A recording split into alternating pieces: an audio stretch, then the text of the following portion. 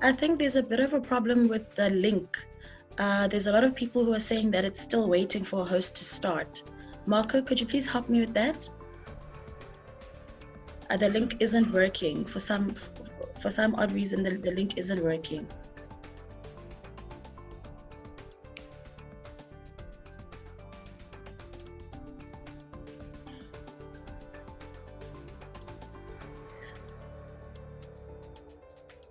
Okay.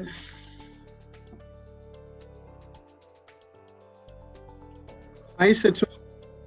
Hi, Mr. S. The link isn't working. Yeah, no, I've seen that, and if you can kindly ask them to continue to check in, because even the fellows next door, they've tried twice, and then it just worked on the third attempt.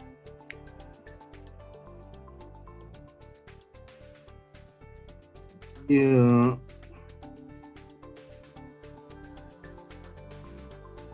I think so. I'm also receiving the same concerns from a couple of people as well. So if you can just kindly ask them to log in, and then if it says ID incorrect, they must try again and then keep on trying. I think it could work eventually.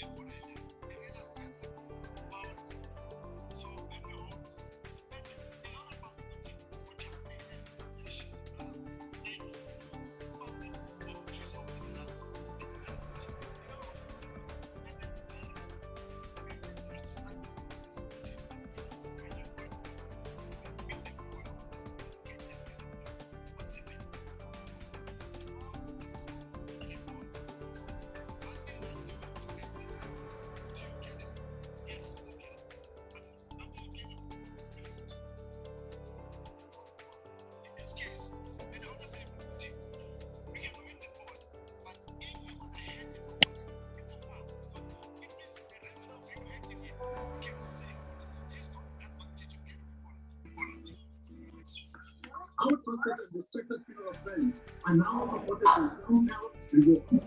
Monthly discounts on life's most valuable items, groceries, health and beauty products, fashion items, travel, and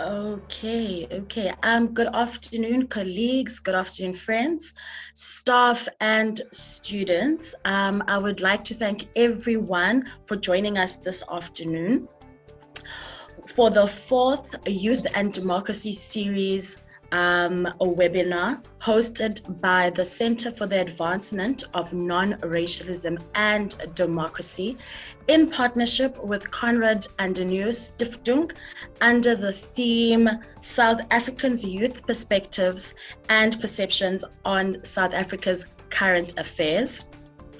Igama lami ndinguSipho Sethu wakwaSandi, and I will be your facilitator for this afternoon. So I'd like to apologize that we started a bit late. We had a bit of an issue with our Zoom link, but I think everything is all good now, so we are going to start. So before we start engaging on what I believe will be a really fruitful webinar, I would like to ask everyone that when you join, please just keep your mics muted and your videos off. It's just going to help us also with managing connectivity issues. Before we start, I would like to ask Mr. Simpiwe Msizi, who's from Ingqanjini Heritage from Woma, to please do the official welcoming for us. Mr. Msizi, over to you.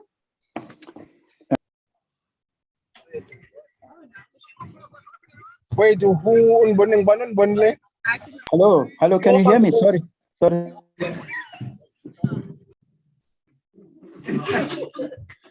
Hello, everyone. Can we please just make sure that when you enter, you've got your mics muted and your videos off. Thank you. Over to you, Mr. Msizi.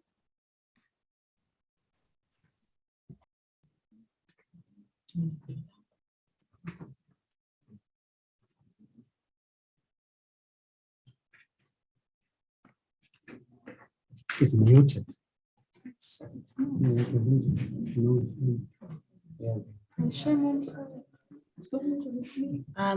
Mr. Msizi, your mic is muted. Okay, is it unmute now? Yes, okay. Thank you. Oh, sorry for that. Now, I tried to also unmute it, but I don't know what happened. so must I start it? Must I start now? Ne? Can you hear me? We can hear you. Could you please start? Thanks a lot. Okay, let me just go directly to what I've been asked for. Just welcoming everyone who is here today via online and those who are present here with us at Konrad in this special dialogue, the last one of the Konrad and CAS dialogues for the year. I was fortunate to be really part of these dialogues since the first one, being part of the conceptualization and all the stuff. So I understand very well what was all entailed and some discussions that went through. And this time I would like to welcome the speakers who will be with us today. Nicholas Nyati, I know he's not new, also with us, and spoke as a Tau, Tauya Mushaika and Zolambusi. I hope your input, guys, will be great, as it always been. I know among us also we have activists from UTNIC, as well as from Woma, Masifunde. Fundile was also, he's leading the group from Woma, and he was also one of the participants or speakers in one of the dialogues. So I'll ask everyone actually to feel free and participate, and those who are with us wherever you are, when the time arrives to engage, I believe your engagement will be very important and fruitful. This time dialogue is on South African youth perspective and perceptions on SA current affairs, and which is it's really interesting because one of the things that it deals with is with the unrest and everything. So I would ask you to all feel free and welcome. Thank you very much, Sipho Sethu Sandi. I'll give back to you. Bye. Thank you, Mr. Msizi. Thank you so much. And thank you. We're happy, as everyone has heard, and just be really welcome. And if you could please just make sure that if you have any questions, if you could use the chat section, and we will be able to have a conversation from that.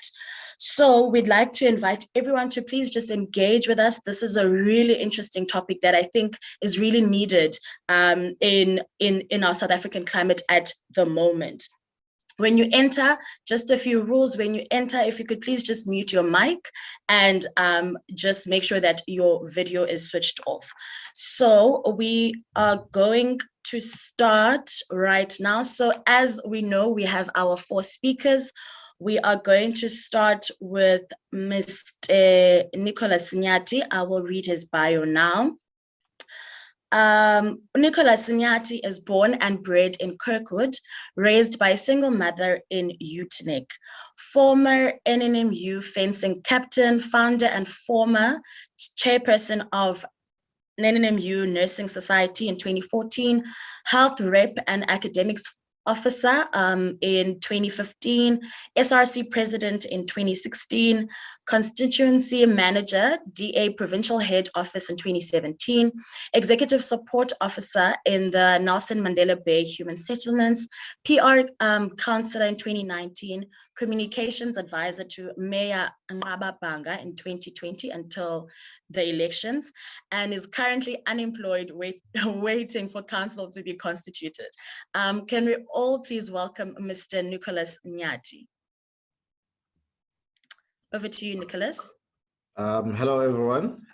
Bengayazi bawuzayifunda leka unemployed, but yeah, thank you for reading it. Look, it's an honor being here, and I would have loved to be on the other side because the questions or the topics that are raised in this dialogue are very important, and I hope that my contribution can assist. But yeah, it's a very important dialogue that needs to be had as young people. Before I go in to try and answer the topics that were raised, about 4 of them. Some speak about the unrest, some speak about the policy document that speaks unto youth. I just want to read a line or the vision from the National Youth Policy document, which was adopted in 2015. It was meant to be a 5-year plan on how we're going to address the injustices of the past when it comes to young people. The document reads, the vision of the NYP 2020 remains consistent with that of the National Youth Development Policy Framework 2002. It is an integrated, holistic, and sustainable youth development, conscious of the historic imbalances and current imbalances, and also the current realities, to build a non-sexist, non-racist, democratic South Africa in which young people and their organizations not only enjoy and contribute to their full potential in the social, economic, and political spheres of life, but also recognize and develop their responsibilities to build a better life for all. The important aspect of that policy document is the responsibility that young people have in building a better society for all of us to enjoy. So in the current context that South Africa finds itself in, we have just come out from local government elections. And analysts were speaking that young people are not coming out to vote. Now, I ask myself, according to this policy, it says young people must take a responsibility in shaping their lives, in shaping their future, in building this economic society that is non-racist and non-sexist. But when I, as a young person, Nicholas Nyati, do not even take a responsibility to go and cast my vote. That's the first point. The policy speaks about how do we then entice people to be able to participate in spheres of power, because your right to vote influences the policies that are going to go in and be implemented in government, whether it's a local aspect, whether it's a provincial government, or it's a national government. But that one single supposed to sadly vote changes the course of the country as a whole.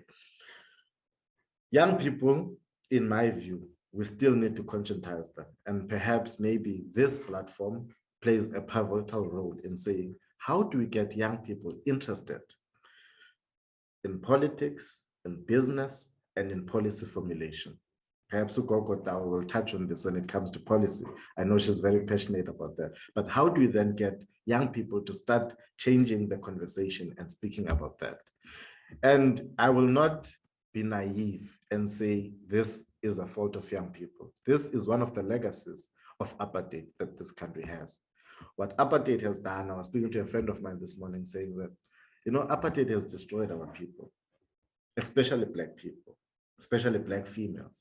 Because what apartheid did was not to only teach us that white people are better, but it removed our ability to dream. Now, if you do not dream, you cannot be conscious of the policies that are inhibiting your dream or inhibiting you or stopping you from achieving that particular dream. Even in our homes, we are taught that, Nicholas, yes, kolweni, upase primary, upase high school, upase varsity, uyophangela as a lawyer or a nurse. After that, you're going to get married, you're going to die. That's the conditioning of apartheid, because Black people, especially Black females, as a Black female, you are only good enough to go to primary, the Afrikaans and English. After that, you must go as a girl. Democratic government came, but we never changed that systemic programming to say, as young people, you can dream, number one. And secondly, you can compete with anyone. Therefore, as a government, we're going to create policies that speak to that dream. I'll make you a prime example. Let's say in an ideal world, young people came out and voted in Nelson Mandela Bay. Outright majority was won. Argument sake, the ANC won. When the ANC wins and they understand the power that the electorate in terms of young people carry, they are obligated to satisfy the needs of their constituents being young people. How are they going to do this? By building a conducive enough environment where young people can be able to prosper and be able to dream. I'll make you a prime example. I am Nicholas from KwaZakele. I finished in matric. I want to start a business. What is a conducive environment for me to start a business, a car wash? A conducive environment for me to start a business, a car wash, is number one, a city that does not have a water problem. Because for a car wash, I'm taking a month. Secondly, it is a city that speaks unto the safety aspect, you get. So that good business, yeah, I'm doing as number one, motors abandons be safe. Number two, amongst, it is not illegal to use water because a city where I stay, in amounts are enough. And all of that is mandated or belongs to the local government. But as young people, we are not taking our responsibility to participate in that sphere, to say, I have a vote, I'm going to utilize that. Now we are here in this problem. How do we then solve it? We solve it by me, you, Sipo, Utau, going out there and conscientizing, number one, our young people to say, as young people, you have a power to influence the policies that exist in society. And I want to be unconventional and say, I don't believe in a youth policy, because a youth policy, it limits us. When you read this national youth policy, it limits us because it goes on to say in government, 40% of the people there, 60% of the people there must be Black, 30% must be female, 10% must be youth. As young people, I don't believe we should be competing for 10% in any sector. And that's what policy does. It enables, but it also blocks us in a sense. So I don't believe in a youth-specific policy personally. I believe that if we can be able to conscientize young people to make them believe that number one, they can dream, and number two, that they can compete with anyone in any sector, especially your Black and female youth. Kungathiwa hayi usemncinci uzokhula and will be able to compete. Why can't a 28-year-old compete to be a CEO of a company? Why can't a 28-year-old become a mayor of a city? You can. So we need to start having those conversations with other young people. Policy must be there to create a conducive enough environment so that young people and races and genders that were previously disadvantaged can be able to compete. Not to necessarily limit them and say 10% must be this, 40% must be this, 60% must be this, because that at the end of the day also acts as a disadvantage towards us. Before my time runs out, I also want to speak about the unrest that happened in KZN and in Gauteng. Personally, I'm against those unrests. I don't care what the reason is, but I'm a person who believes in the rule of law. I do not believe that we can justify what happened there. What happened there was an alarm. It was alarm bells for us as a country. And it is very sad that young people were at the forefront of those looting. I will not stand here and say people looted because they are unemployed. I will not stand here and say people looted because they live in squalor. I will not stand here and say people looted because they are uneducated. I believe that there is no justification, number one, to break the law.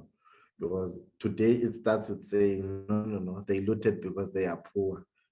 Okay, tomorrow when they break into your house and steal your TV, I was still going to say, shame, they looted because they stole your TV because they are poor. So I believe that's the first point. What happened in KZN and Gauteng must never happen again. But it was alarm bells. It was alarm bells to show to us that, number one, the youth is very active, they have energy. Secondly, the government has failed, and all of us can agree about that. Now, how do you then take that activism? How do you take that energy and shape it towards something that is better? Perhaps that is the conversation that we must start. How do we take those young people who are in the forefront of breaking the law, to take them, change that energy, and make it an energy that can be utilized to create this conducive environment that we speak about? I think for now, Siposetu, I'm going to end off there by posing those questions, and then I will comment when the questions come and when other speakers have spoken.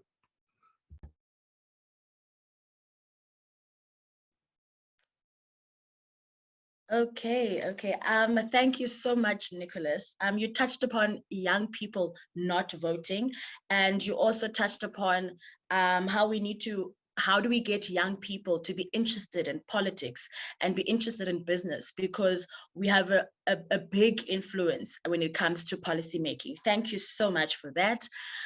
Before I move on to the second speaker, I'd like to acknowledge, I'm not sure if Marco, you can help me with this. I'd like to acknowledge the learners who are at the CANRAD offices at the moment. If you could please just put your videos on. If you could just say hi, put your video on. Okay, those are the learners who are here to listen to the conversation. Thank you so much, Marco. And then we've also got activists from UTNIC. If you could please just switch on your video and you can just wave hi for us. The activists from UTNIC.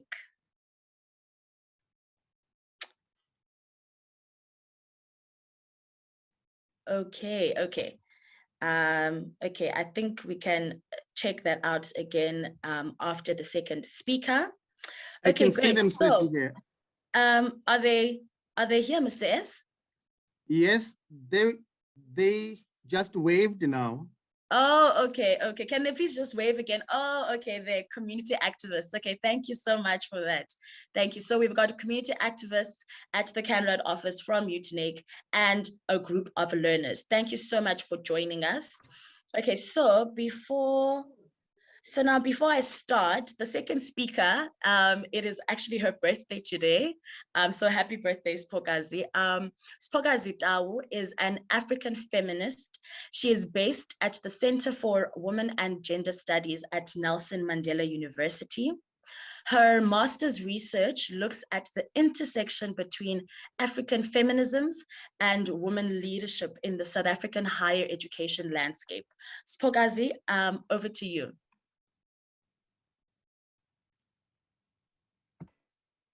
Thank you so much, Setu, and thank you so much for the well wishes on my birthday.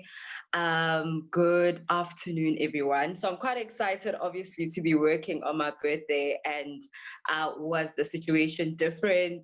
You know, we'd be sitting in a seminar room somewhere or at a community hall, having a much more different conversation and just exchanging energies.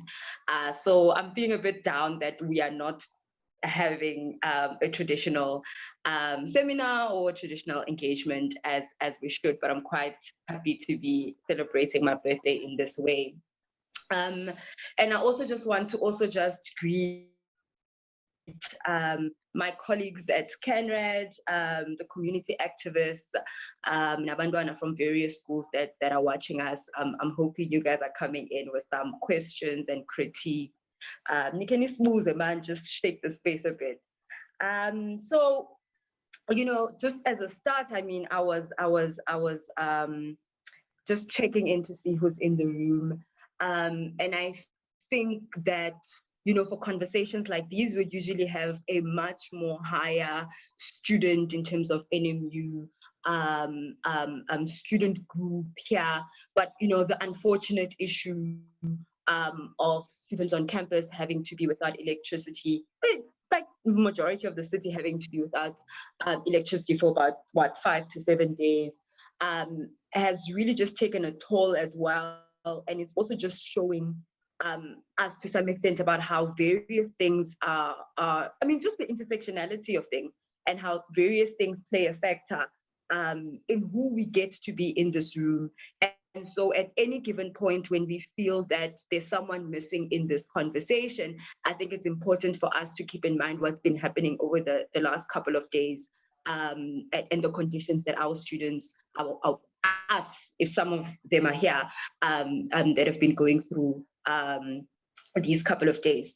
So I think I'll pull a bit from where I'm sitting, what my research looks like, because the youth demographic and the idea of who the youth are in South Africa is quite a complex group to speak about. So where are they situated? And they're situated at different areas. Nick was reflecting particularly on youth in terms of political activism and what the youth are doing in terms of that sphere. And I think I want to touch a little bit on university culture and what are the dynamics of that group of young people and what are the conditions and the experiences. And that pulls on to mostly my scholarship and what it is that I do, right? And maybe the questions we want to think about is whether things have changed or what are the possibilities that are coming from us thinking about young people sitting across the higher education spectrum, right?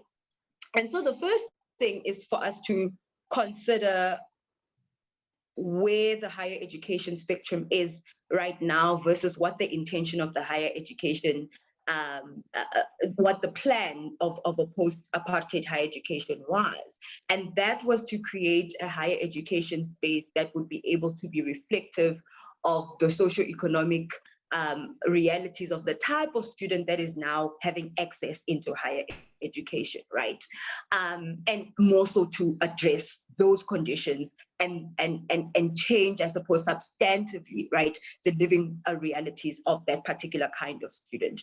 And of course, with conversations and student movements and conversations such as Fees Must Fall, and a lot of the gender movements that we've had across our campuses, we're able to see that some of these conversations still linger on, right?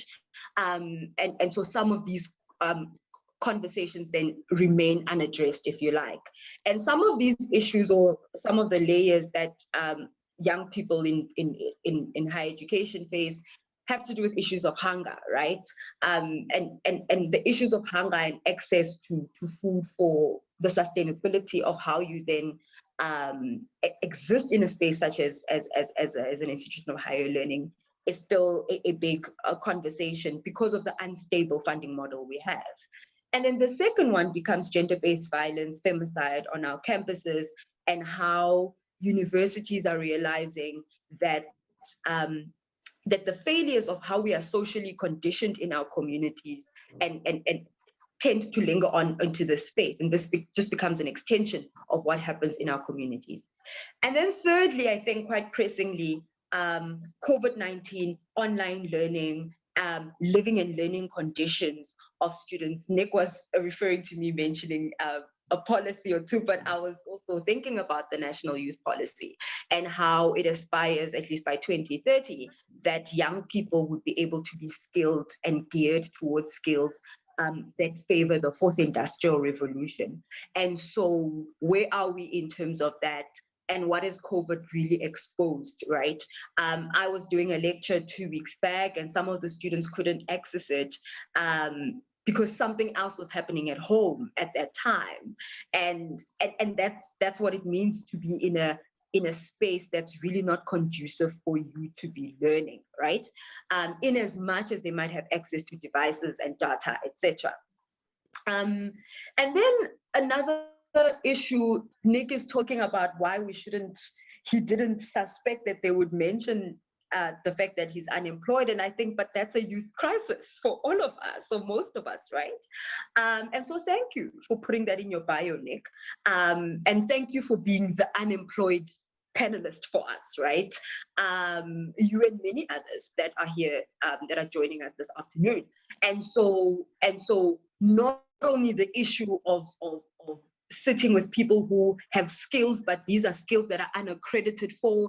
These are skills that can't push them into a particular kind of job market. But we're sitting with graduates, right, that are unable to move into the job market because the economy is just not geared for that. And this is not a new conversation. I'm not saying anything exceptionally new here. It's a consistent conversation that we go back to, that exposes the failures, of course, of our government, right?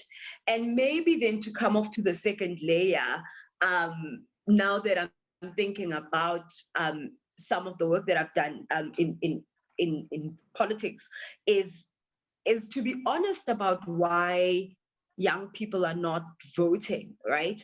And so maybe the first one is to think about not the question, or not to the fact that young people are not voting because they're upset, and so, well, how do they participate in policy making if they're not participating in voting, right? But it's a question of young people are conscious of the fact that voting has not led to substantive change in their lives, that the conditions over the years that we have been voting have not necessarily yielded anything substantive for them to trust the voting process once again, right? So it's not an absconding merely because people don't want to participate or don't understand the responsibility and the right and the power in voting. Is that they know that it's not going to yield anything that's going to change their lives today. And so even the fact that elections are happening at this time when it could have been postponed, right? You're looking at an entire group of young people that have been pushed out of the job market because of COVID and are still outside of that job market because the government has just not responded with something much more adequate to that. And those people are expected to participate and put faith in the government or in another alternative government when their livelihoods have not been addressed. I think it's unfair. It's unfair to simply say young people are not going out to vote because they just don't care about being decision makers or part of the decision-making pool. But then I think secondly, in terms of why the voter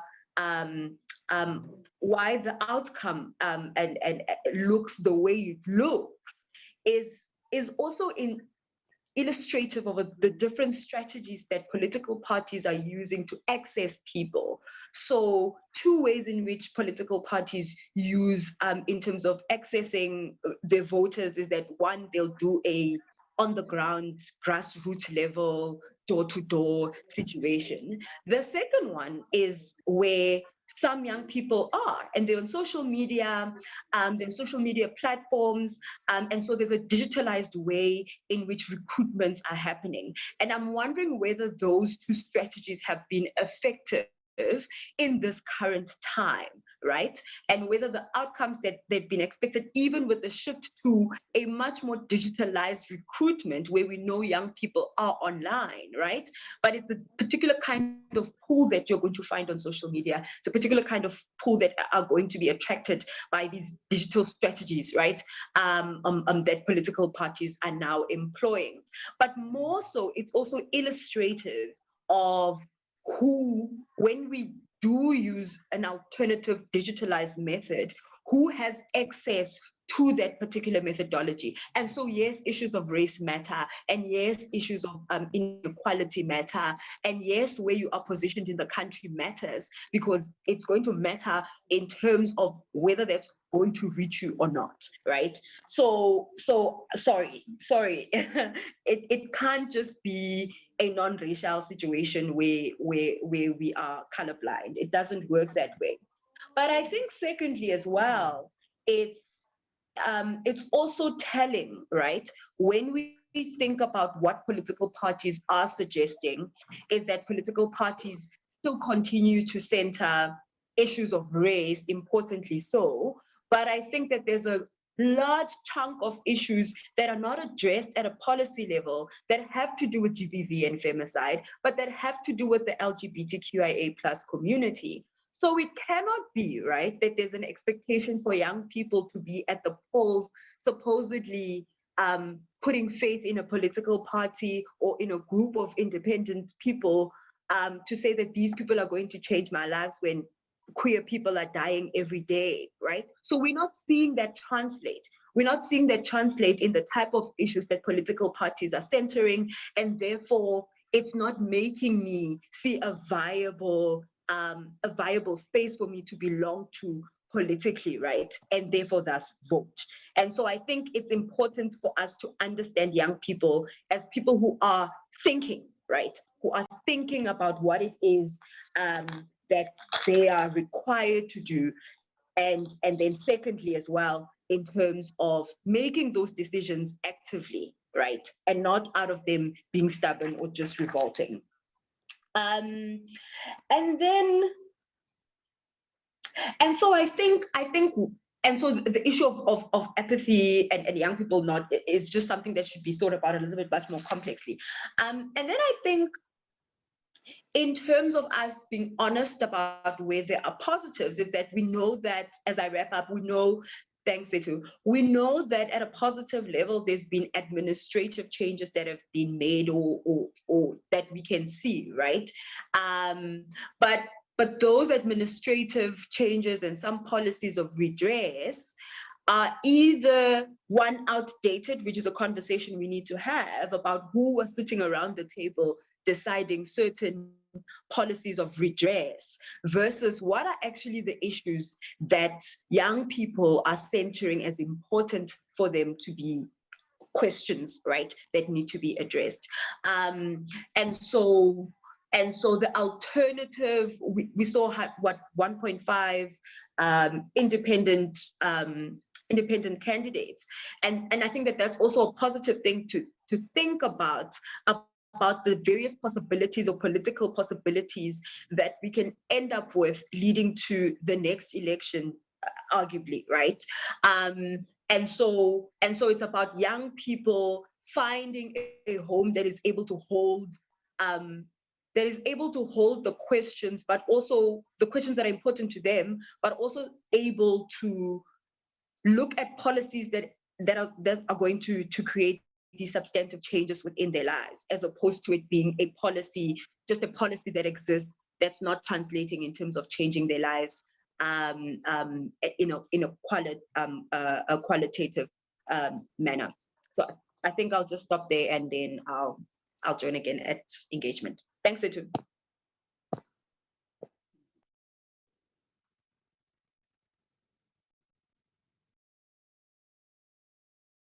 Okay, thank you, Spokazi. Thank you so much for that. So Uspokazi touched on how unemployment is actually a youth crisis, and it's something that we should be really talking about. We've got unemployed graduates who are sitting with skills, and they can't move into the job market, right? So what do we have to say about that?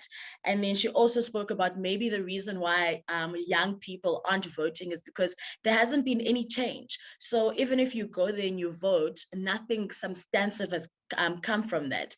Thank you so much, Spokazi, for that. So we are going to go into our third speaker. I just want to remind everyone to please just make use of the chat section. So if you have any questions at all, please just you can write a comment over there. You can write comments on Facebook. You can write comments on YouTube as well. So we are going to go into the third speaker, who is Mr. Zola Mbusi. Zola Mbusi is a BA Honors Anthropology graduate from Nelson Mandela University. He is currently a project manager at Masimunyane Development Organization, where he runs the Rural Areas Bursary Program. He's also responsible for the implementation of the organization's literacy program in ECDCs situated in Ubeja townships. Sorry about that. Zola Mbusi, over to you. Thank you. Thank you so much, Sposetu. Greetings to everyone. So the organization's name is actually Masinyusane Development Organization. It is such an honor to be with you this afternoon. So Masinyusane actually works in the space of education, contributing towards the huge piece of the development of young people. So we consider development as, you can take it as a huge cake, and I think each person should bite one slice in terms of their contribution. And I think this is how we should actually also think of the challenges that are faced by young people and South Africa actually as a country. I think our issues are very complex, and each of us should play a role in trying to tackle them. So I'm going to just speak on two issues: one, education, and then jobs, which I think are some of the things that young people in South Africa most face. So yeah, the first point is that I believe in general in South Africa, specifically in terms of the basic Department of Education, we are not maximizing the purpose of education. We're not maximizing its potential. I think currently it's really used solely for the purpose of just transmitting knowledge. And I think we should start thinking about it as a way of using it as a weapon of socialization, which in essence would condition. Oh, sorry, my camera is not on.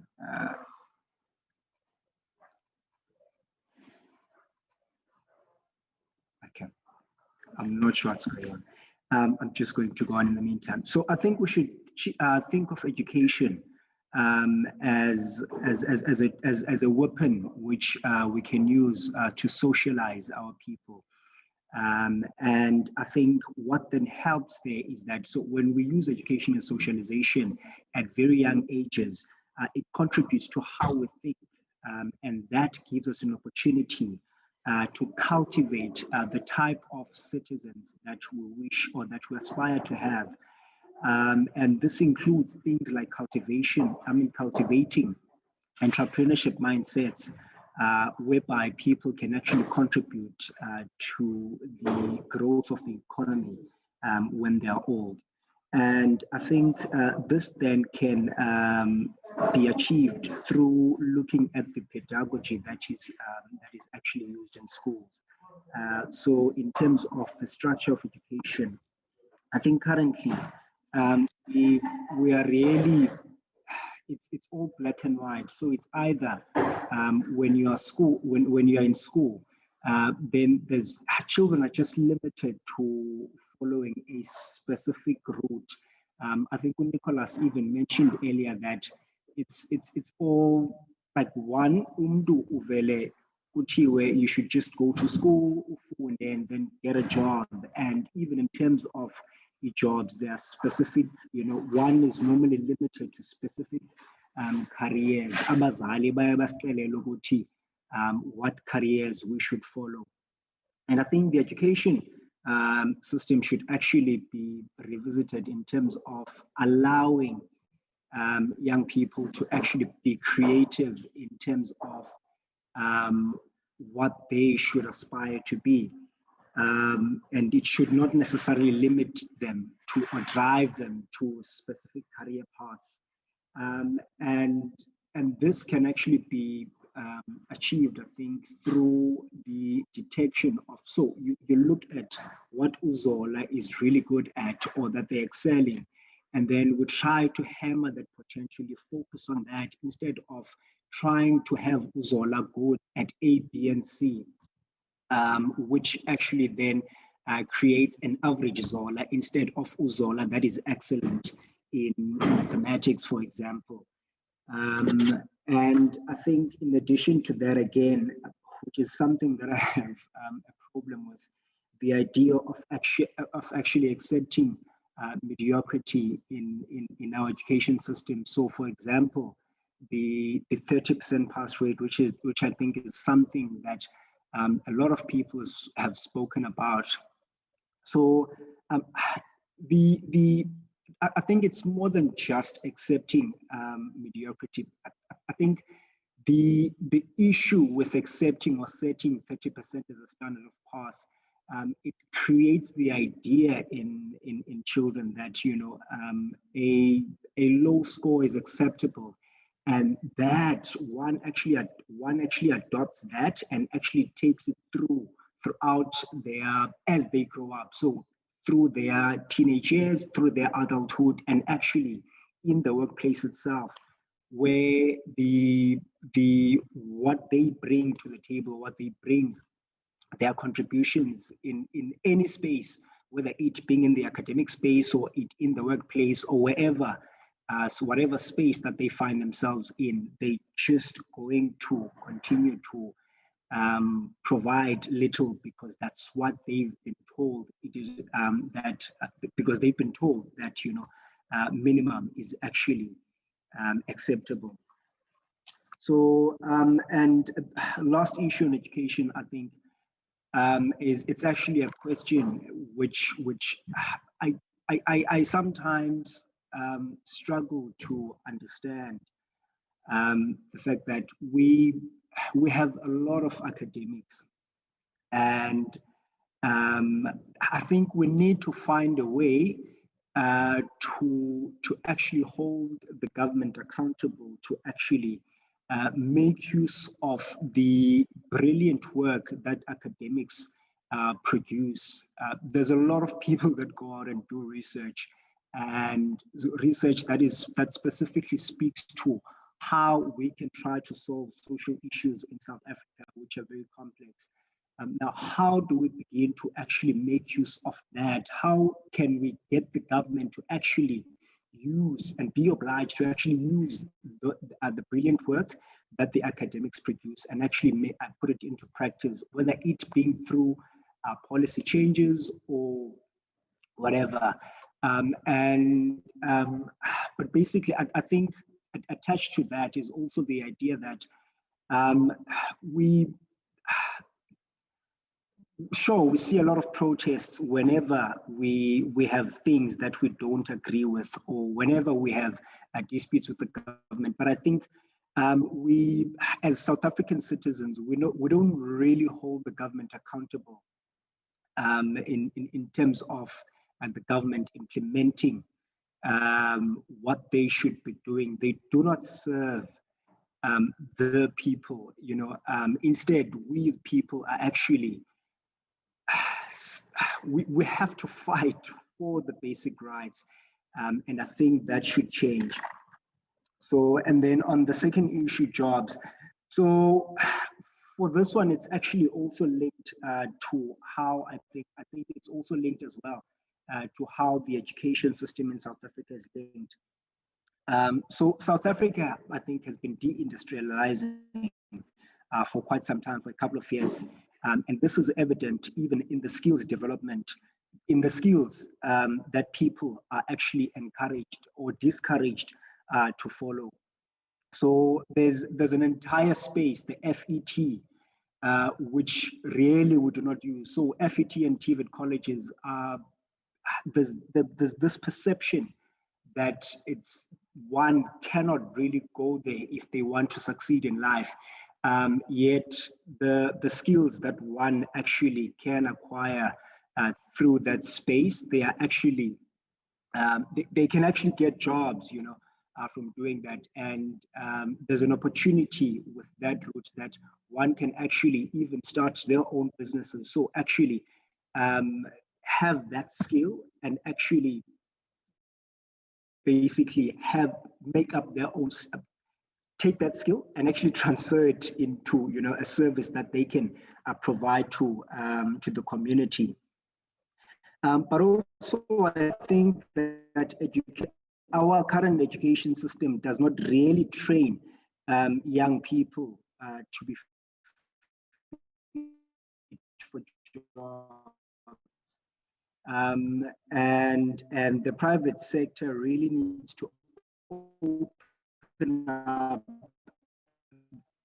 So because of this reason, now it's not the fault of young people. So open up to young people, give them a chance, things like internships. So for example, an idea that I like is actually absorbing graduates, or if it's people that actually don't have qualifications, tertiary qualifications, then absorbing matriculants and actually giving them an opportunity and actually train them on the job, and actually have them learn how to go about doing work.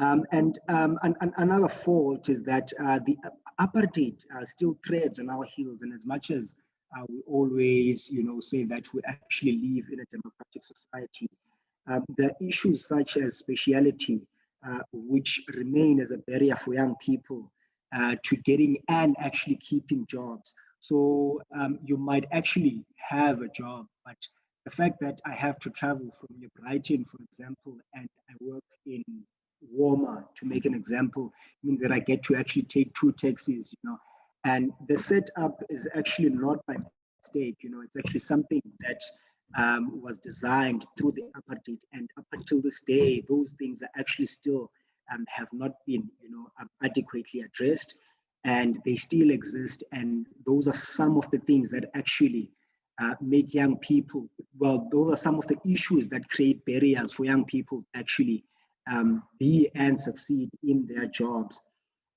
And another thing is that the emergence of industrialization long ago in South Africa also meant that people had to migrate to cities or urban areas in order for them to be able to improve their lives, or actually improve their economic statuses. So this is actually something that still exists nowadays. So we see most developments happening in places like Johannesburg, Cape Town, East London, and actually, Port Elizabeth in some spaces.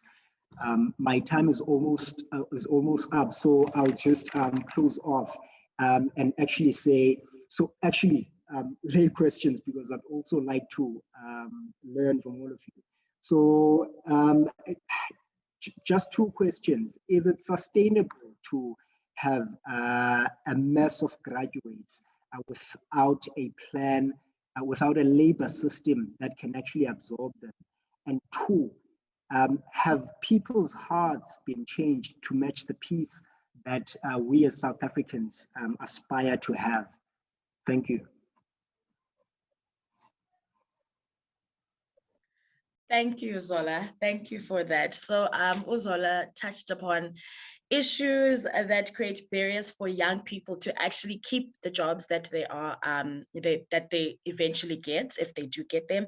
Also touched on the importance of FET colleges and society just maybe changing the attitude that they have towards them.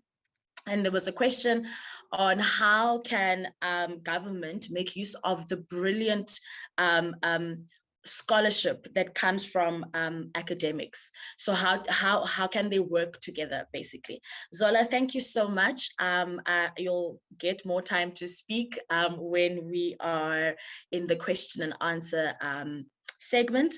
We are going to ask our last speaker, who has got a very long bio, but I think I'll just read just a few things, just in the interest of time. Tauya Muchake became highly involved in youth policy discussions around the cultural and creative industries in 2018 and has been facilitating art business workshops around the city, and the most recent one was in September 2021. He is a paralegal advisor. He's also the current Nelson Mandela Bay Regional Secretary of the South African Arts and Culture Youth Forum. He is currently employed by the Nelson Mandela Bay municipality as a youth coordinator. Tauya, please take the floor. Good afternoon, everyone. It seems like we have joined Nick on unemployment, but that's some of the issues that are facing young people. Am I audible? Can everyone hear me? Yes, we can hear you, Tauya. Thank you. Awesome. Thank you. Thank you for having me today. Now, I looked at some of the issues that are facing young people, and I found that much of the issues can really be attributed to the lack of political will to transform them. And these issues are highly economical, so it speaks onto the need to develop economic policies that are going to be pro-young people. You look at the challenges facing young people, we can include high unemployment, poor education levels and lack of skills, substance abuse and drug abuse. And if you look at those, it's issues that young people can be able to challenge. And how can young people be able to challenge these issues? And I want to agree with Nick when he says that, you know, voting is very, very powerful, but it seems like young people are sort of apathetic towards voting. And perhaps it's because the government of South Africa is really a kleptocracy, and you find that our leaders openly loot state resources, and the reports that seek to expose the scholars' behavior are classified. You see that in the CR17 campaign, the reports were classified in terms of the finance. So young people actually see these things and then they're like, but if I vote, nothing is going to change. But then again, it speaks onto the need to re-educate young people about the importance of voting. Young people need to understand that it is them who elect the leaders, and perhaps there should be some form of consensus amongst young people to say that this is what we want, and collectively as young people, this is who we should support. Now, you look at the effects of the COVID-19 pandemic on young people. The COVID-19 pandemic has done nothing but then just to expose the challenges that were already there. Young people have been unemployed, young people have been lacking skills. What the pandemic has done is to just sort of expose what has already been there. And the second issue, the protests and the unrest, I think that those protests and unrest should be condemned by the harshest of means. Indeed, we cannot justify criminal behavior. And now, touching on the local government elections, you know, the voter turnout was very, very disappointing. And especially on the side of young people, I was actually in a voting station in a few hours there.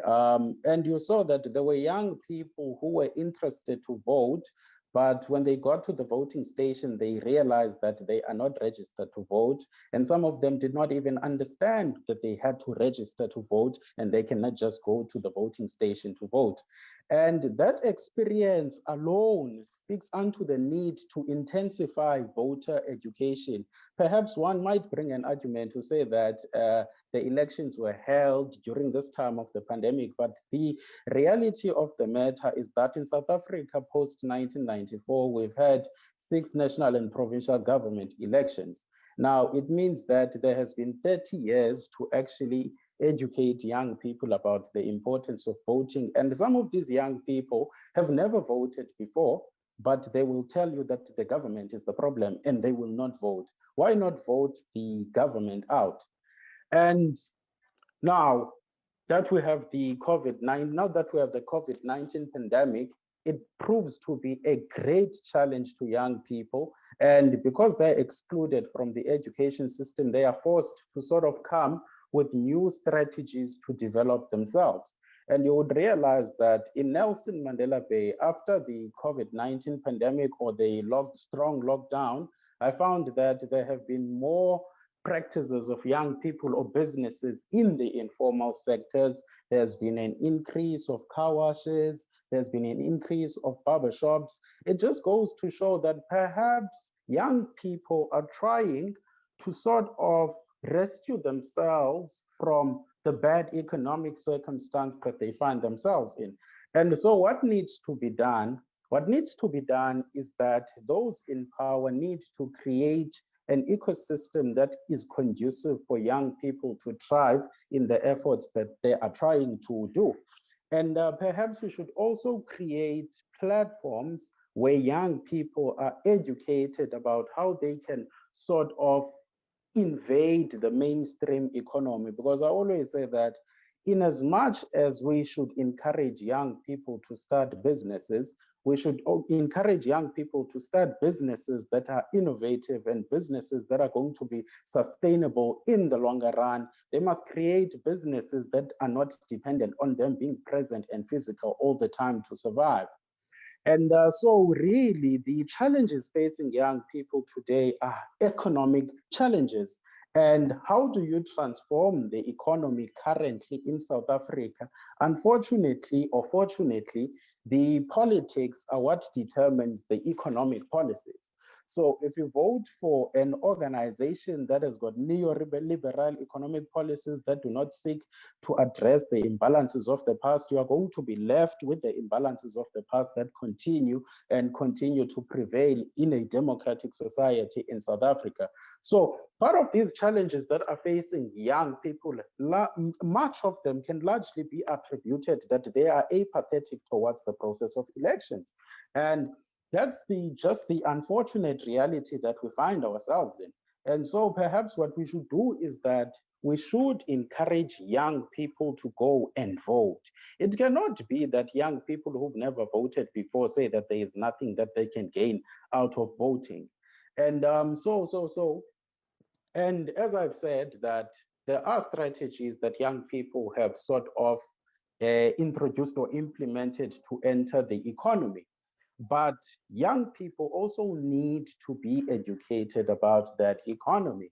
And so I would say that the education of young people, particularly in institutions of higher learning, should be aligned to industrial sectors. And we should give young people an education that is going to empower them to be active in the economy.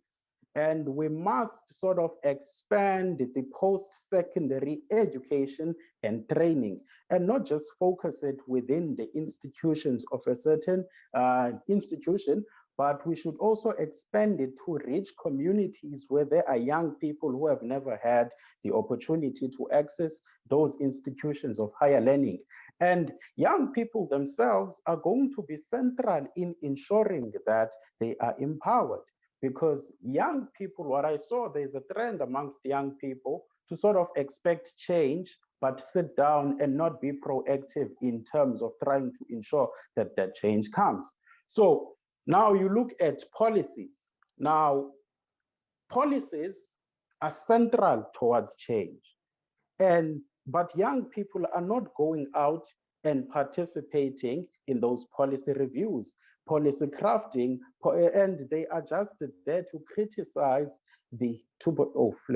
and they are just there to criticize the policy implementation. But the policy does not begin with implementation, but it begins with public participation that includes young people. So perhaps part of the problems that are facing young people need young people to be proactive.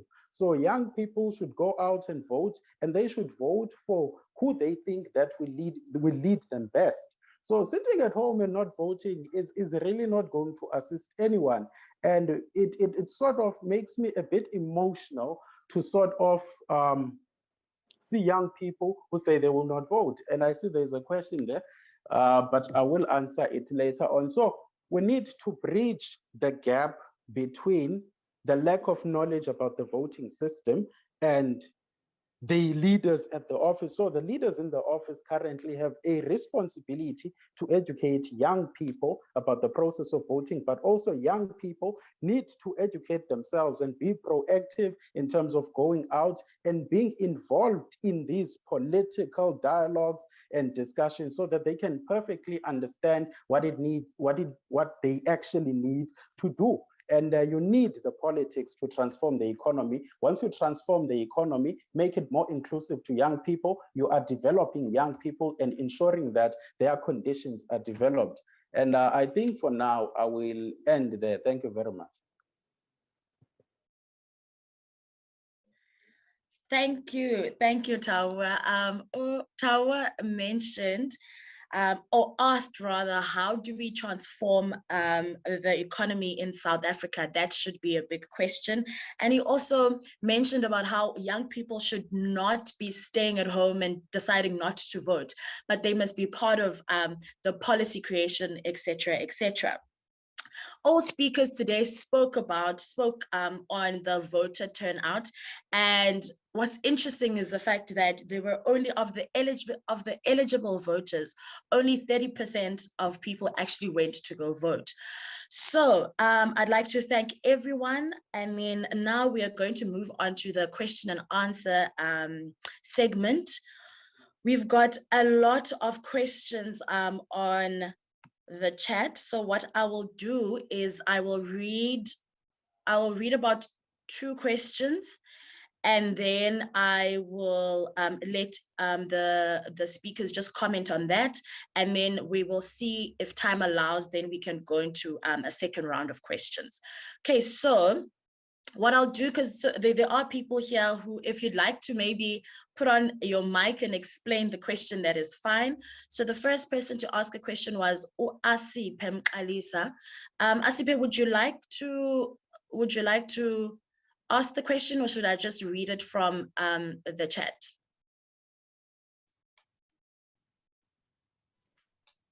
Hi, Sposito. Hi, Asipe.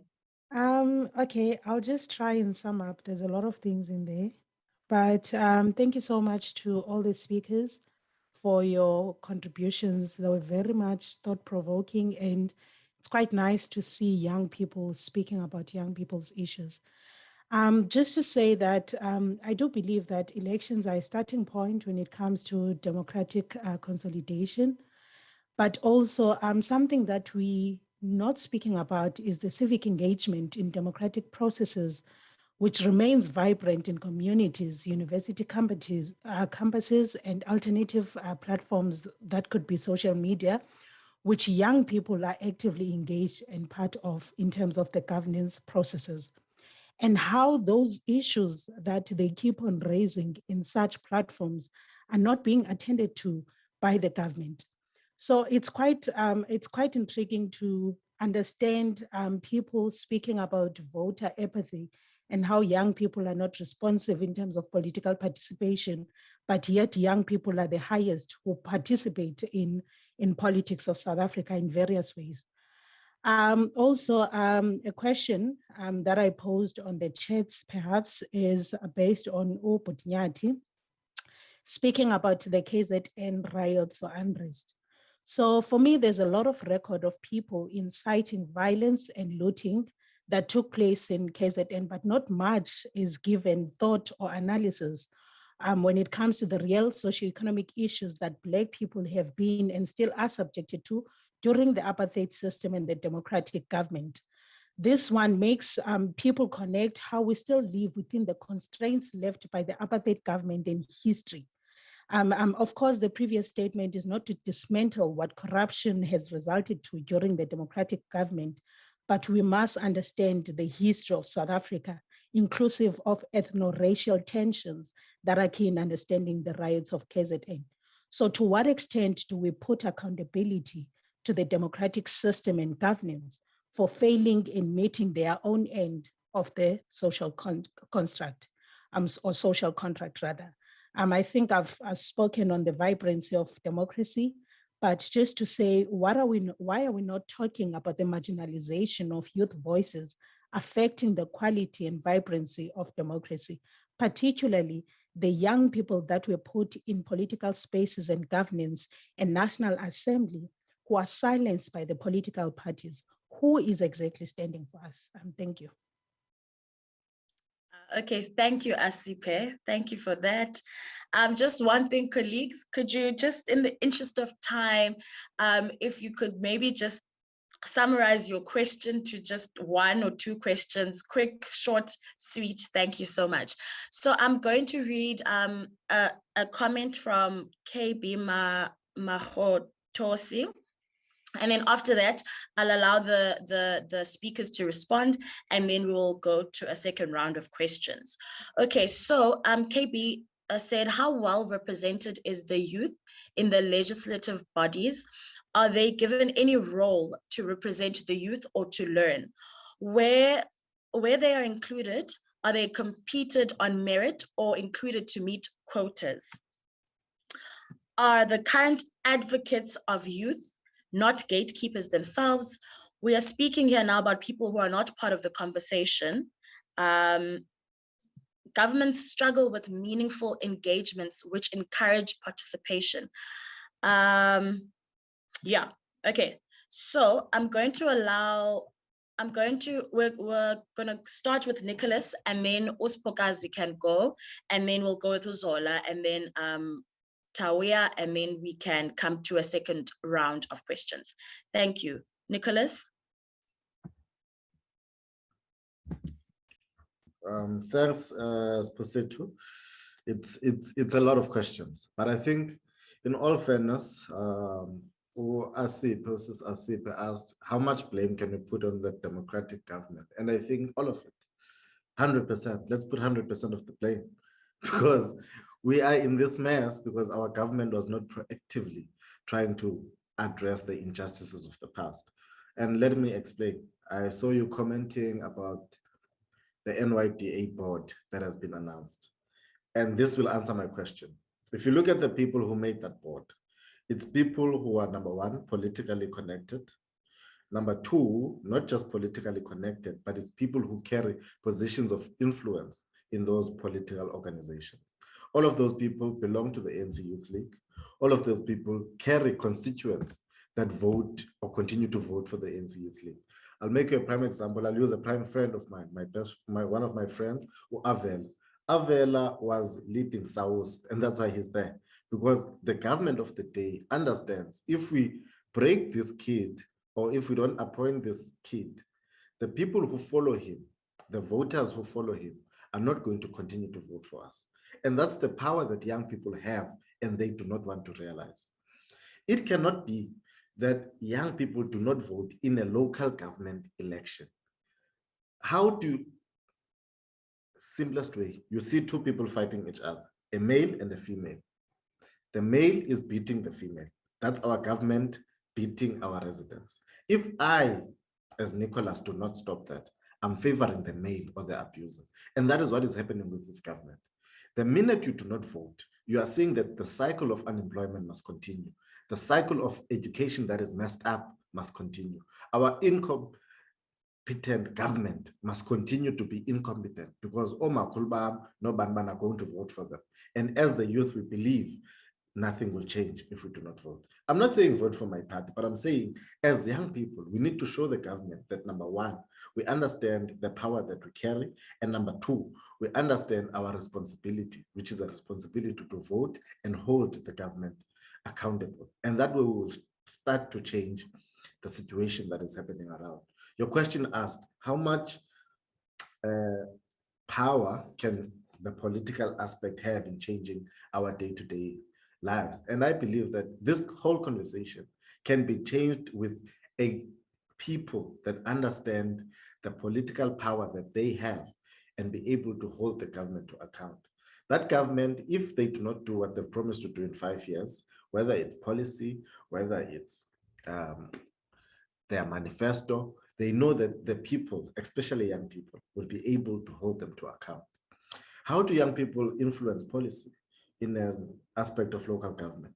IDP, if you go to an IDP, the average age of people who attend an IDP meeting is 37 years old. Young people are not there. Yet an IDP is an integrated development plan that seeks to say, how does government support local businesses? How does government approach property rates? How does government speak about the spatial planning of the city?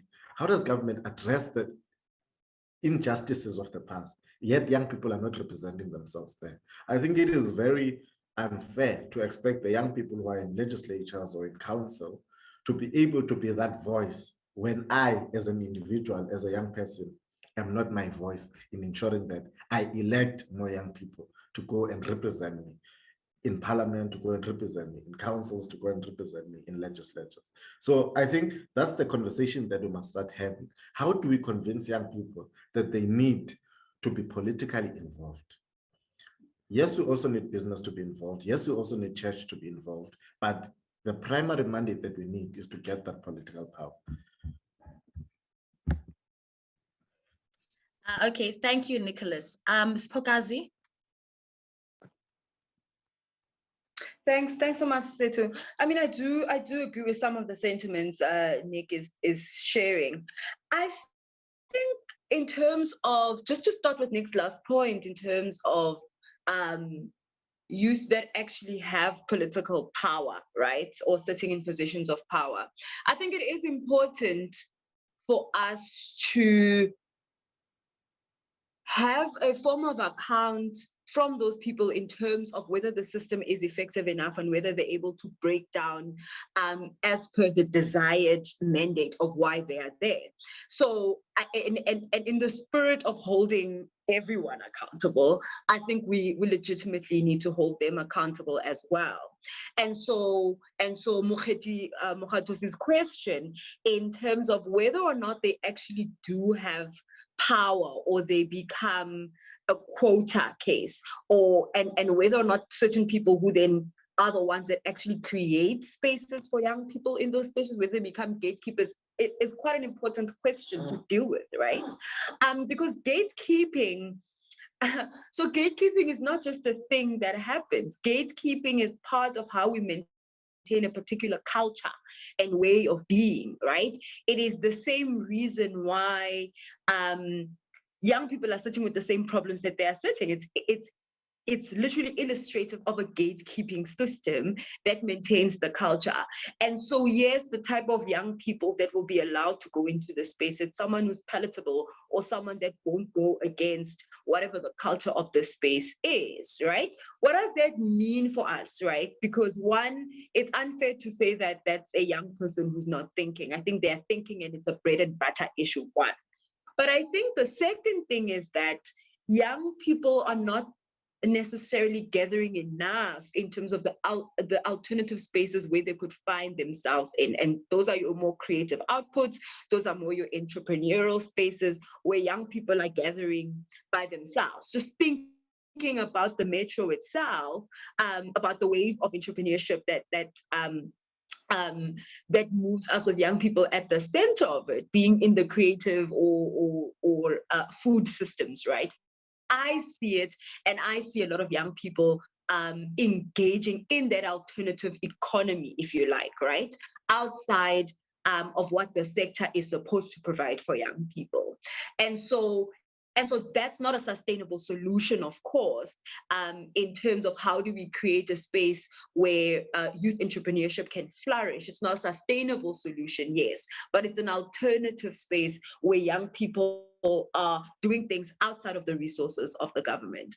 But then I think importantly, right, what we're seeing now with the various different or many independent candidates that have come in, is that we're able to see alternative political spaces that are arguably going to grow, depending obviously if they put in the work, that are going to grow as viable alternatives for young people for the next election. And so I don't necessarily support let's choose an alternative opposition party, just as a way of punishing the current government. I think young people are looking for a party that's going to be able to articulate, right? That is going to be able to articulate and create something much more sustainable, because that's what they're about. And then I think lastly, Zola touched on this, and Nick is also talking about this, the spatial geographies and how that has implications, how apartheid spatial planning has implications for where young people are moving, right? And so the mere fact that you have to take 2 taxis from New Brighton to get to the economic hub in Summerstrand is ridiculous, right? But then also second, and it speaks about how our communities are not communities that are harnessed for industrialization or carbon efficient industrialization because climate change.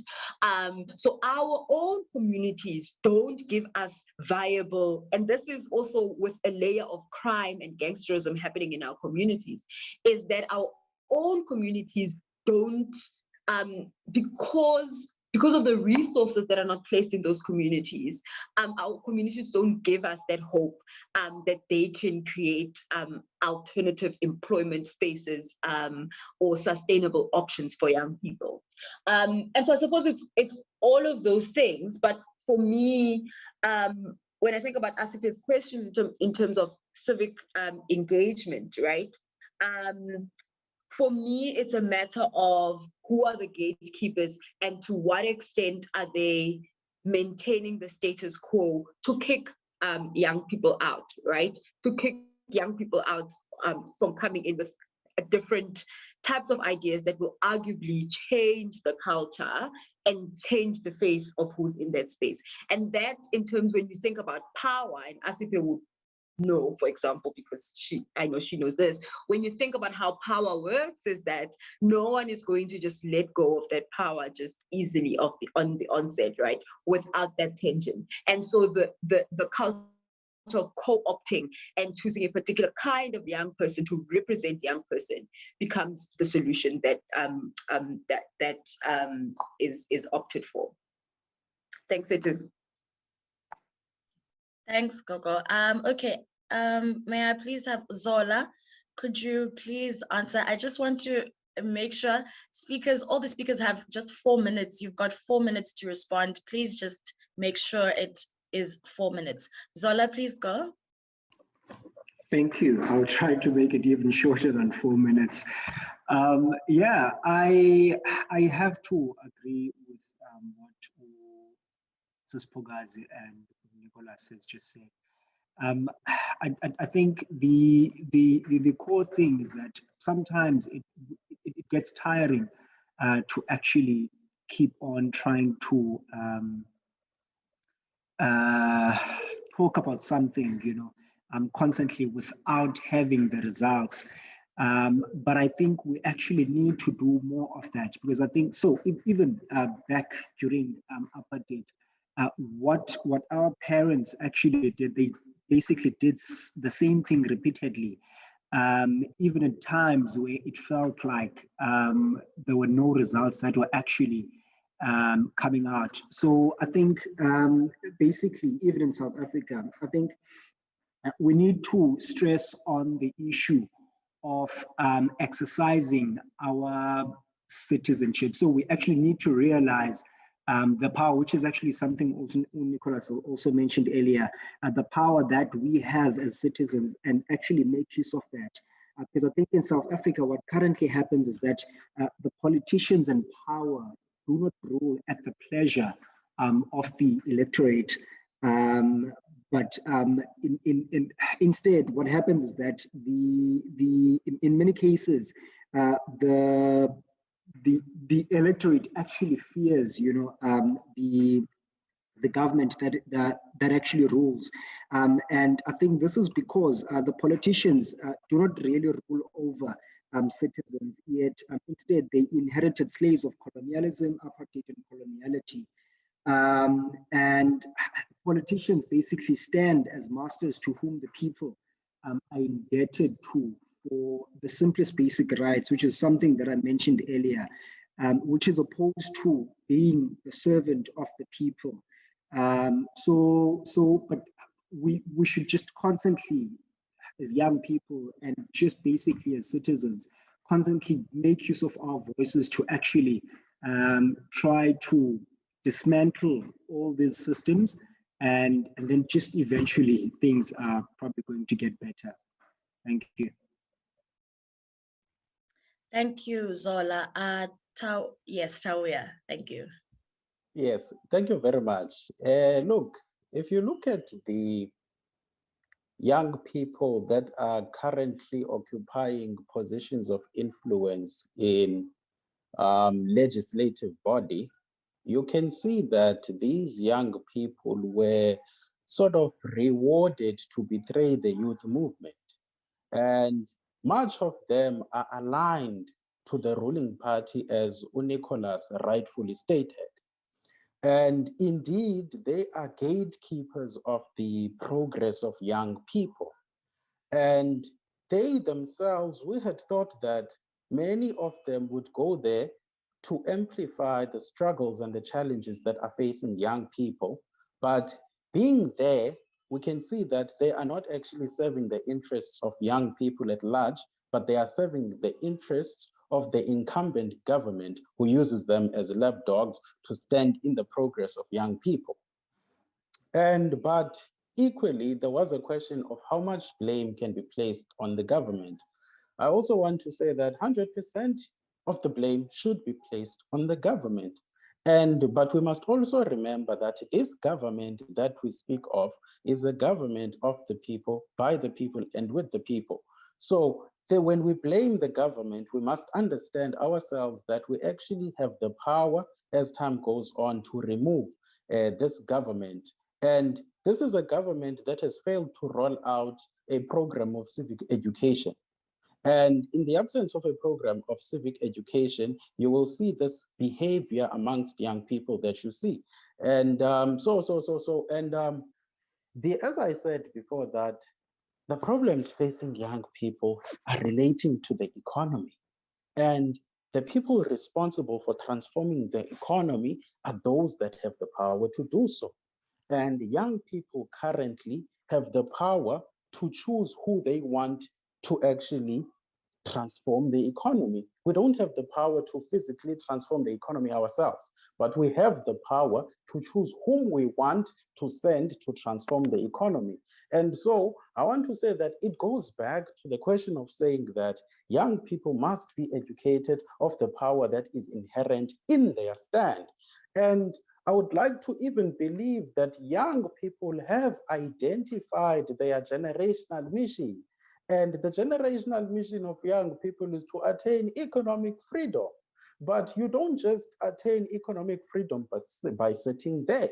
You must be proactive in terms of ensuring that those that are between you and the economic freedom are people that you actually have control over electing. So all of the questions that are raised here today simply relate to the education of young people about the system of governance, how it works, who stands to benefit from it, and how it should be conducted. So once again, young people must be educated. We must be proactive in terms of our education. And that's basically the bottom line of the challenges that are facing young people. We've had various opportunities to influence our own situation, but in most instances, we sat down and those of us that were active were used against us. But who is to blame for that? So I think I will just end there. Thank you. Thank you, Tawia. Okay, so we are going to go to the second round of questions. So the community activists, they are saying sterling presentations to everyone. And then the question is, okay, so our question to the speaker is the role of activism in influencing decision-making processes and whether young people are recognized in our spaces such as higher education institutions, government bodies, etc. There is a large erasure of young voices in our political arenas. And then we have a question from Unangamso to Nicholas. Okay, so positionality ordinarily describes how your identity influences and potentially even biases one's outlook to the world.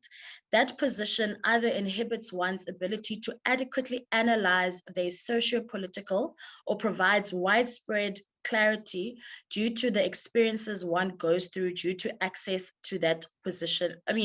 Due to access that position provides. Drawing on your experiences as someone who sat on the cups of governance and community activism, what can you draw from your experiences as being the fault of governance structures in driving voter confidence and the fault of voters? Okay. Ultimately, the community, in inspiring the ability to negotiate and work through the uncertainties that are inhibiting participation in community building, social policy creation, etc.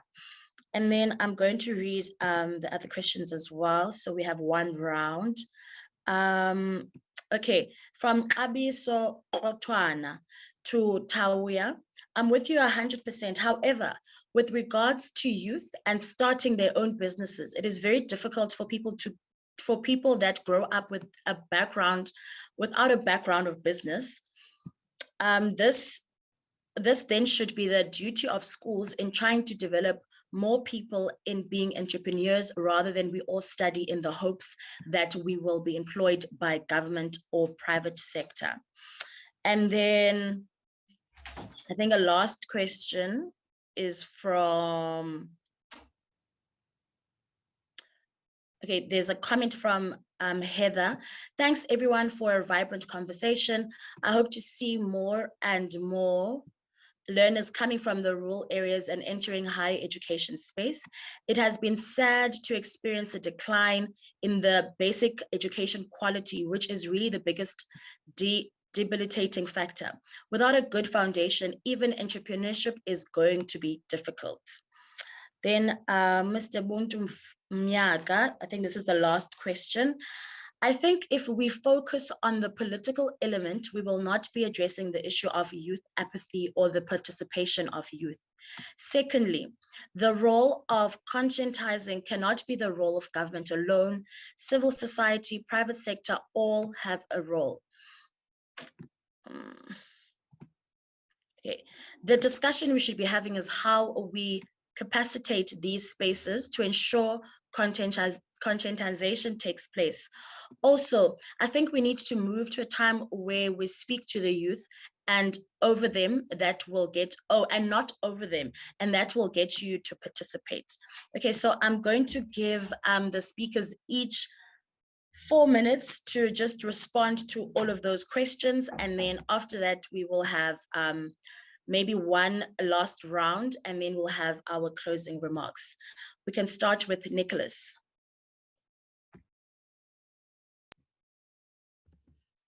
Thank you very much, Setu. I think Ubuntu actually answered Nangam's, because Nangam's question basically speaks about what have you done to attract voters.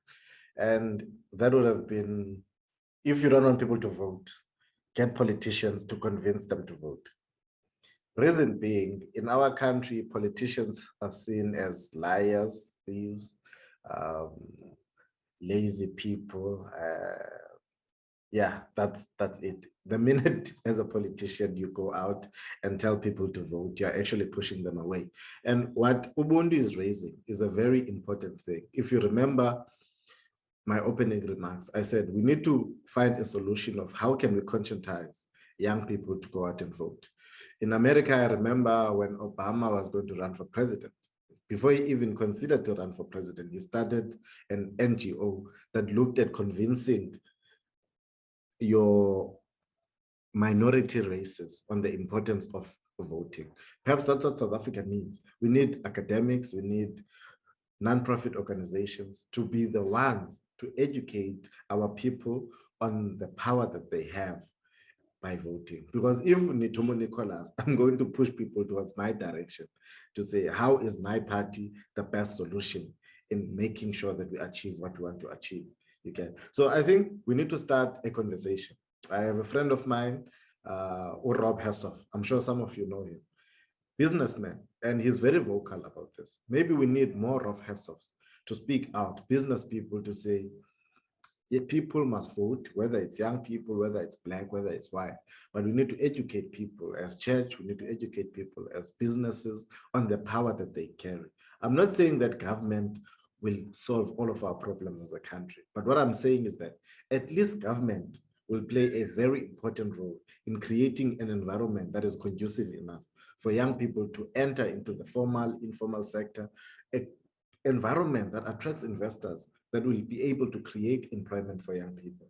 Then when we are able to influence who becomes our government, we can speak about what the young chaps are speaking about, the curriculum reform in terms of the higher education sector. How do we reform the curriculum to cater for the challenges that we face currently as a nation, you get? So I think it's important for us, Conrad and other organizations out there, to be the drivers of getting people to participate in politics, because whether we like it or not, politics affects each and every one of us. Now, it's a matter of, do you control how it affects you, or do you just sit back and say, I'm not going to vote, whatever they decide, I will suffer the consequences. So I think that's a conversation that needs to be had. To answer what Onangamso was saying, she's saying, what was the fault of government? It's very difficult.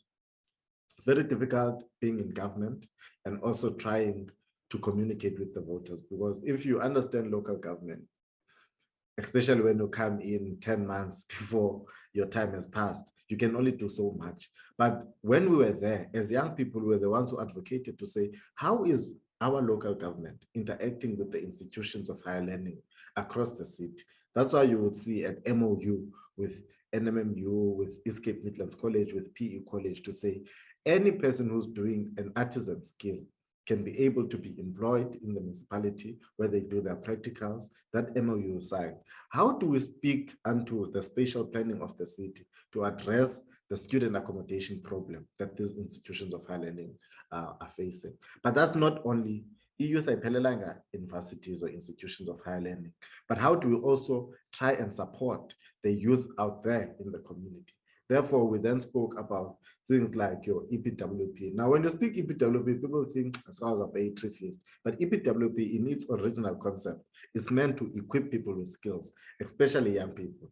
After 6 months, you get a skill, you can go and utilize that skill anywhere else. But I mean, there's only so much you can do in 9 months. But those are the decisions that are influenced by the voters, especially the youth voters.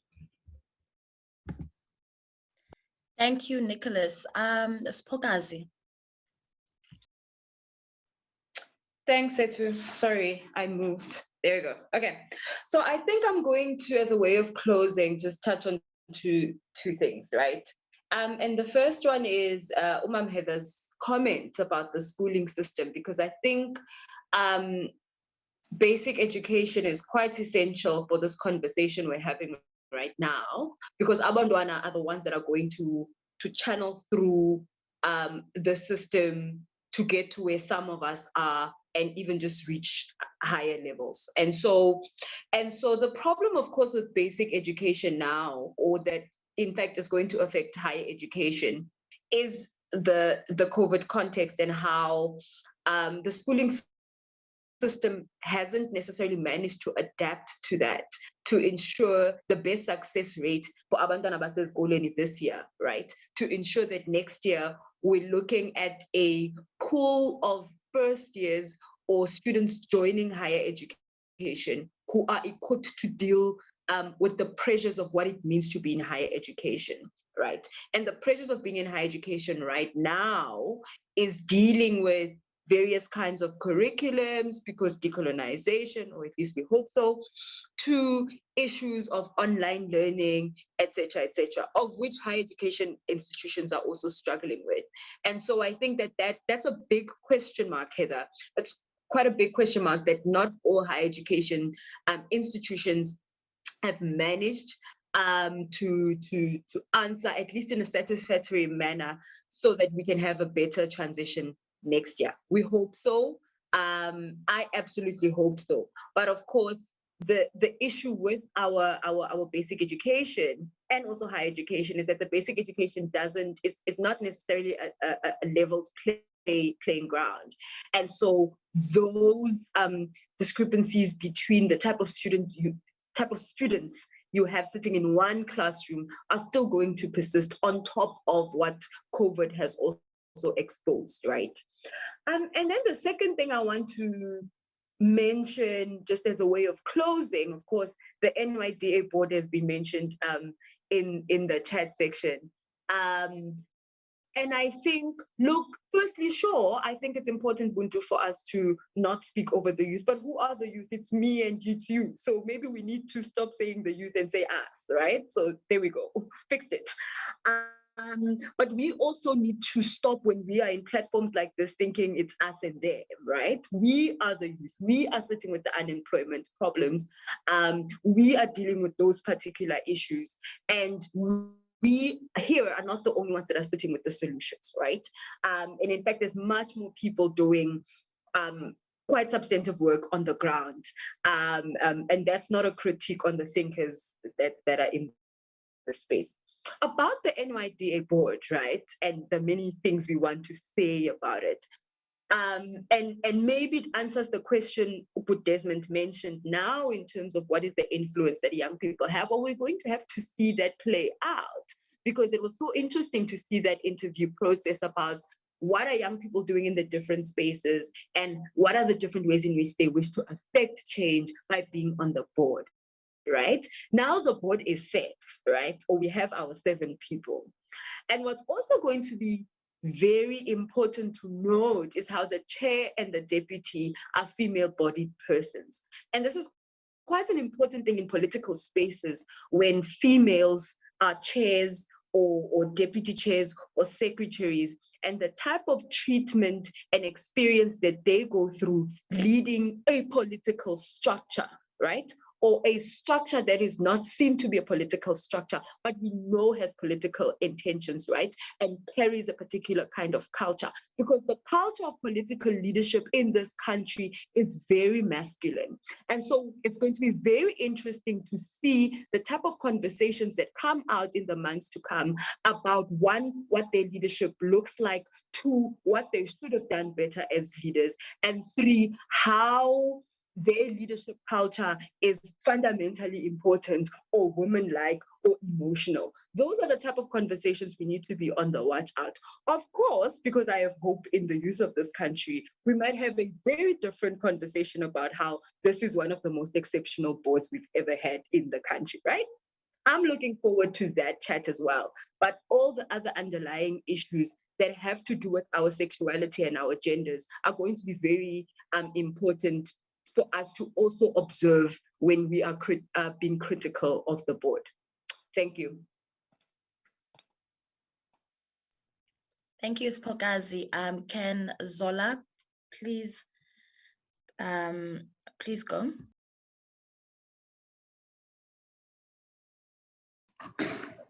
Thank you, Sposetu. Sure, so just to quickly rush it through, the concept of activism, I think I'm going to link it to what I mentioned earlier. These ideas, I think, should be entrenched in the early stages of anyone's life. So in this case, it would be entrenched through education in the early stages, from the ECD space up until, through even the curriculum in the primary schools and so on. And it can be used, or we can actually use issues that are actually context or subjective to the young people, in order to try to get, them to exercise activism. And it should be issues are subjective to them, but as well as issues that are actually exist in their societies. So instead of teaching history for, America or so on, not to say that it's wrong to teach international history, but as well, we should teach history that exists in our things that exist in our societies, those issues, and train those young people to actually be able to actually criticize things that happen in society. And I think through that training, we then begin to produce young people that are actually able to grow up and actually be adults that are able to comment on societal issues, that are able to contribute to such things. And I think this should also be normal discourse that happens in even normal spaces. So, for example, agents of socialization such as family, which are actually primary agents of socialization, family, these conversations should actually be things that actually happen even during spaces which aren't formal, such as these.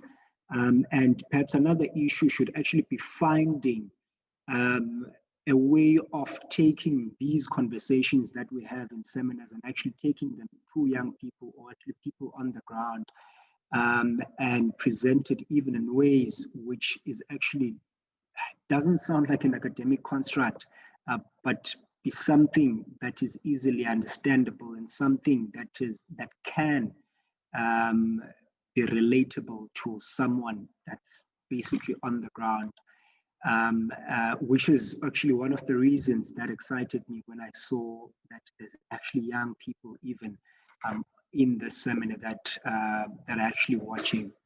Thank you. Thank you, Zola. Tawia?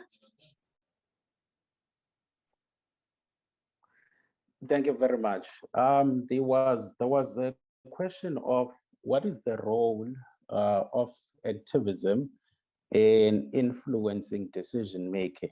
I want to make a quick example. When you're trying to sleep and someone is constantly knocking at your door, at some point you will be frustrated and you will want to attend to the person that's knocking on your door. And so activism basically is a pursuit for policy change, right? Now, when there is a pursuit for policy change, it is highly likely that decision-making will be highly influenced by the pursuit for policy change. And I want to agree with Uxabiso in stating that without a good foundation, entrepreneurship will fail. Now, what does that mean?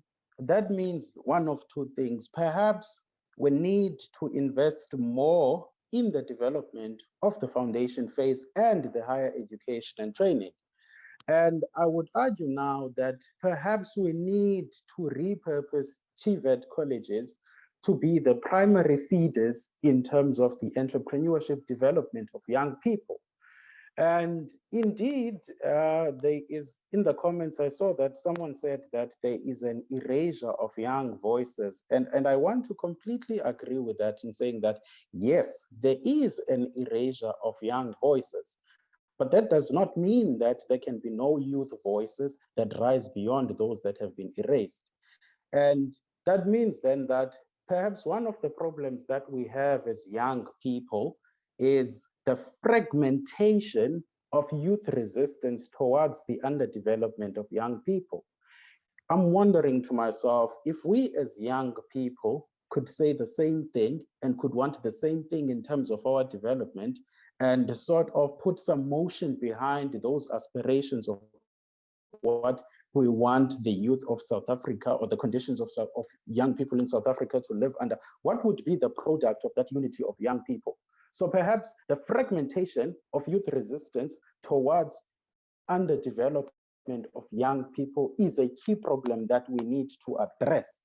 And one would also continue to say that perhaps maybe even political organization have some sort of contributing role towards the fragmentation of young people. Maybe we should meet outside the political emblems, the political badges, and say perhaps let us now meet on policy. Let us now meet on sort of advocating for laws to be developed that will further promote the interests of young people.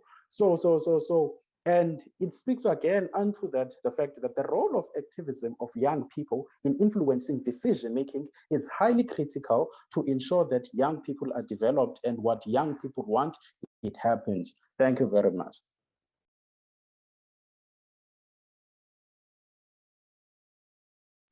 Okay, thank you, thank you. Wow, what a fruitful engagement. I'd like to, we've come to the end of our engagement, everyone. Thank you so much. But I am going to, in the last 5 minutes, just give over to Mr. Sianda Andres, who is going to do the official closing and vote of thanks. Sianda.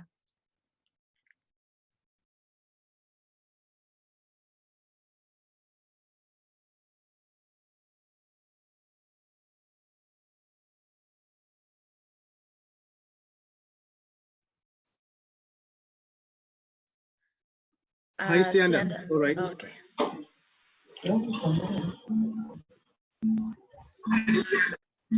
Sorry, sis, I think it's my connectivity. It's very slow. All right. Good afternoon, everyone. My name is Sianda Andres, and mine today is to do the closing and the vote of thanks. And for that, I would like to first acknowledge and thank our facilitator for holding together such a robust conversation. And I would like to also thank our speakers for a very, very vibrant conversation. And the presentation was very intriguing and thought-provoking. It is very interesting to hear youth engaging in such topics. And thank you to you, Mr. Nicholas Nyati, for sharing your thoughts. And I also like the fact, the idea when you said that we should try to convert the energy that was used by the youth in KZN and Gauteng and point it in a direction that will kind of revolutionize and embrace youth activism. And I like the relationship of your arguments with Spoga Zitao, happy birthday, Sisi, when she also talked about it's not just youth not trusting the process, but it's a matter of a lot of those people are pushed away from the target. So obviously, some of us are going to be discouraged to go to vote. And Mr. Tauya just brought it back and said that he also highlighted the importance of voting in South Africa and also exposed the fact that COVID-19 did not just change a lot, it just exposed what was already being there. And Zolambusi just ironed it out that also the education need to be maximized. We need to also use the research that we're doing in the academic space to kind of improve our socio-economic issues. And also highlighted the relationship that I liked when he brought that urban kind of relationship, and that is still present, that came from the apartheid era. So the architecture of how things are designed just to stay in control of the way things are. So thank you very much to our speakers for that. And also I would like to thank us for working with in making sure that our youth and democracy series programs or dialogues, 4 of them are a success. We really appreciate that. And thank you to the audience for conversing and sharing their thoughts and engaging in this session. That was really, really interesting. Thank you very much. And thank you to Conrad as well for putting this together and making sure that it's a success, without forgetting that Masifunde for organizing the youth, which is a group of learners to come and participate so that they can learn. Also our community activists from YouthMake, thank you to them as well for gracing us with their presence. So in all,